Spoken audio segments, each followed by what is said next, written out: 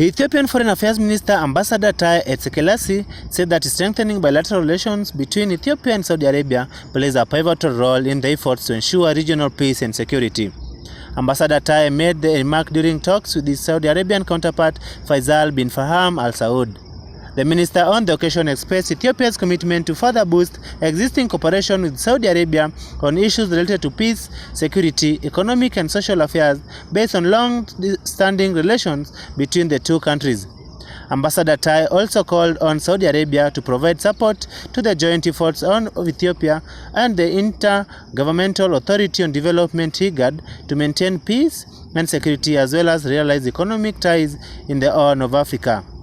The increasing number of Ethiopians working in Saudi Arabia creates a conducive situation to further intensify the existing ties between Ethiopia and Saudi Arabia, Ambassador Taye said, and stressed the need to create situations enabling to respect their rights.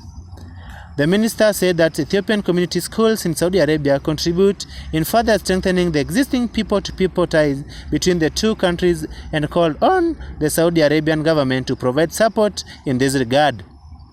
Saudi Arabian Foreign Affairs Minister Faisal bin Faham Al Saud, on his part, lauded Ethiopia's efforts to further intensify the age-old diplomatic ties with Saudi Arabia and expressed his country's desire to take the existing relations to a higher level.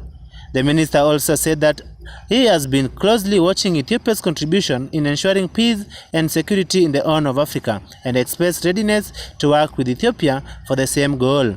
Saudi Arabian business companies are keen to engage in various investment sectors in Ethiopia,